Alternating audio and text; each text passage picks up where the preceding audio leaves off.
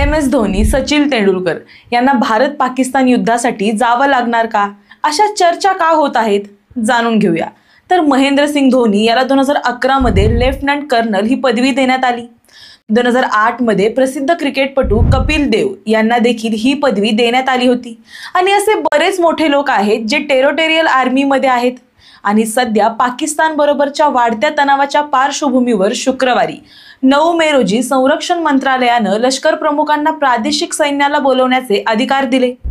Territorial army act 1948 च्या act 33 नुसार सरकारनं लष्कर प्रमुखांना आवश्यकतेनुसार टेरिटोरियल आर्मी प्रत्येक अधिकारी आणि नोंदणीकृत कर्मचाऱ्यांना गार्ड ड्युटीसाठी किंवा नियमित सशस्त्र दलांना मदत करण्याकरता पूर्ण क्षमतेनं बोलवण्याचा अधिकार दिलाय।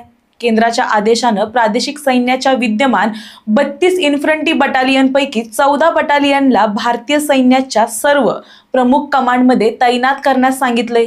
त्यामुळे वेळ पडल्यास सचिन तेंडुलकर आणि MS धोनी बरोबर बऱ्याच टेरिटोरियल आर्मी मधल्या सैनिकांना युद्धाला जावं लागू शकतं। तुम्हाला याबद्दल काय वाटतं हे आम्हाला कमेंटमध्ये नक्की सांगा। धन्यवाद।